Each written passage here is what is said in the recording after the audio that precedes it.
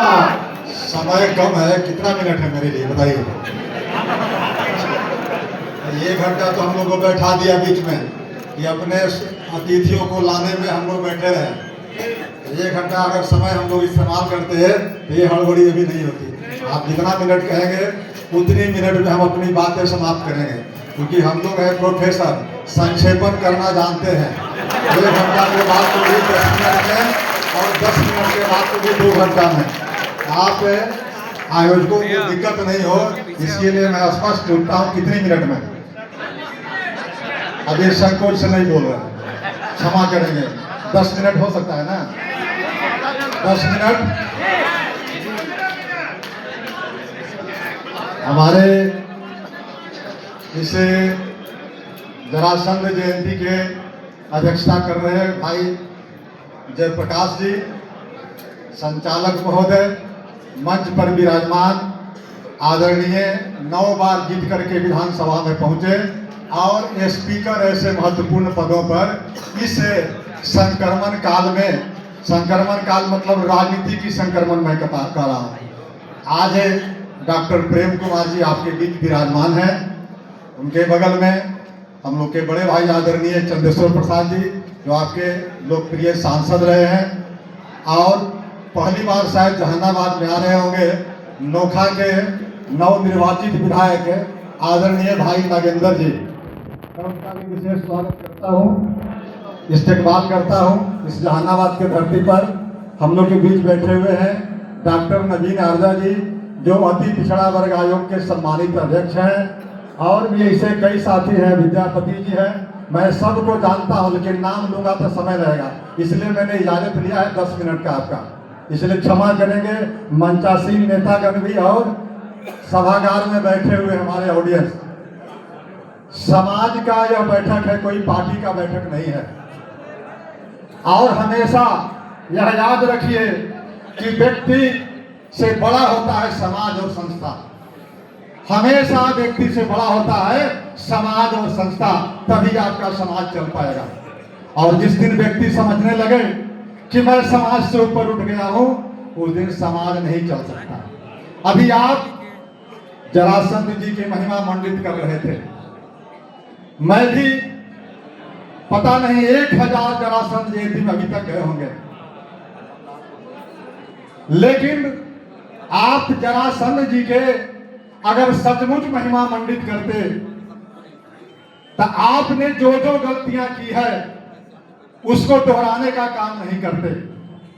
एक तरफ आप उनके वंशज को मानते हैं, पुरखे मानते हैं उनको, और दूसरे तरफ उन पर बार बार हमला होता है, चाहे सुश्री उमा भारती के द्वारा, चाहे मनोज तिवारी सांसद के द्वारा, चाहे R Venkataramani attorney general के द्वारा, और चाहे अभी हाल में सम्राट चौधरी जी के द्वारा। कभी आप सामने आते हैं, लड़ने के लिए नहीं आते, संघर्ष करने के लिए नहीं आते। तो आपके इस चंद्रवंशी समाज के साथ मेरा यह चुनौती है कि आप तय कर लीजिए। अभी समाज के नेतृत्वकारी वर्ग बैठे हुए हैं, कुछ नेता नहीं भी आए हैं। आपको तय करना होगा कि हम गांधी के रास्ते चले कि गोडसे के रास्ते चले। आपको तय करना होगा कि हम महाराणा प्रताप के रास्ते चले कि मान सिंह के रास्ते चले। आपको तय करना पड़ेगा कि जगजीवन राम के रास्ते चले कि अंबेडकर साहब के रास्ते चले। आपको तय करना होगा कि जननायक कर्पूरी ठाकुर के रास्ते चले कि डॉक्टर जगन्नाथ मिश्रा के रास्ते चले। अगर समाज को लंबा ही समय क्यों न लगे, आप अगर रास्ता दिखाना चाहते हैं, आप चाहते हैं कि सम्मानित पद मिले, सम्मान मिले, तो स्वाभिमान के साथ आपको जरासंध जी को एक बार आपने मान लिया है तो आपको मानते रहना चाहिए। लेकिन आप जरासंध जी से शुरू करते हैं और जरासंध जी पर खत्म करते हैं। जय जरासंध जय मगधेश। बीच में चंद्रवंशियों का दर्जनों धरोहर है जिसके बारे में आप चर्चा नहीं करते। मैं सब धरोहरों की बात छोटे समय में नहीं कर सकता, लेकिन एक व्यक्ति का चर्चा करता हूं। बगल के बक्सर जिला है, बक्सर जिला से 2 साथी मेरे साथ भी गाड़ी में आए हुए थे, कहीं सुन रहे होंगे। बक्सर का डुमरांव जगह आप जानते होंगे। डुमरांव में 1942 में जब अंग्रेजों के खिलाफ क्रांति का बिगुल बजा था, तो 5000 से अधिक नौजवान वहां थाना को घेरे हुए था। लेकिन 5000 नौजवानों में से किसी को हिम्मत नहीं हुई कि जाकर के वो भीड़ में झंडा अंग्रेज का उतारे और अपना तिरंगा फहराए।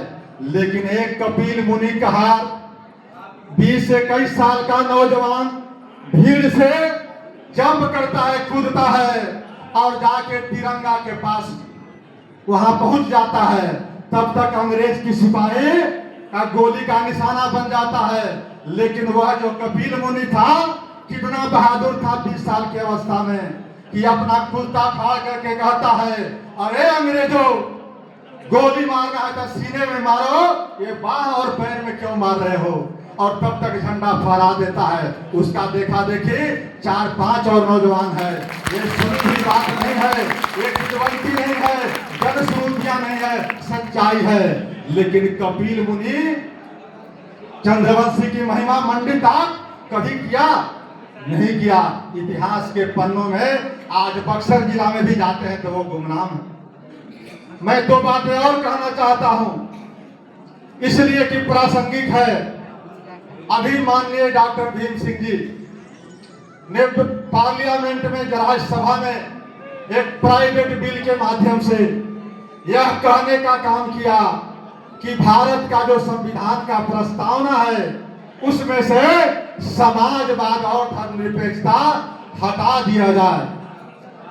हमारे आदरणीय भीम सिंह जी का समाजवाद का पाठशाला जननायक कर्पूरी ठाकुर जी से शुरू हुई थी, और आज पता नहीं कौन सी व्यवस्था हो गई कि समाजवाद को भारत के संविधान से हटाने की बात कर रहे हैं। दूसरी बात मैं कहना चाहता था कि एक सोशल मीडिया के माध्यम से वार छिड़ा हुआ है आशुतोष बनाम राहुल चंद्रवंशी। आप सभी जानते होंगे, बिहार से लेकर के झारखंड तक। लेकिन नेताओं का कोई मार्गदर्शन इस पर नहीं मिलता। मैंने तो एक फेक आईडी बना करके, एक जादव के द्वारा पोस्ट बना करके अपने शेयर किया था कि लोगों को पता चल सके कि आशुतोष कौन है और राहुल चंद्रवंशी कौन है। सच्चाई जो भी हो, आज आशुतोष जी के भाई की दुर्घटना में मौत हुई है। मैं उनके प्रति संवेदना व्यक्त करता हूं। हर समाज को, लोगों को भी संवेदना व्यक्त करनी चाहिए।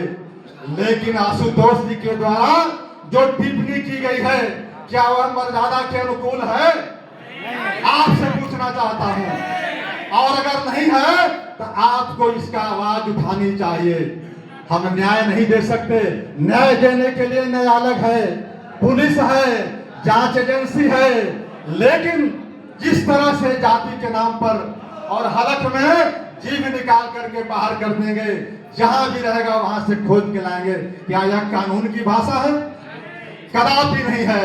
इसलिए मेरे मित्रों, आपको तय करना पड़ेगा कि हम अंबेडकर के रास्ते चलेंगे। हो सकता है कि कठिनाइयां हो। अभी कई साथी हमको कह रहे थे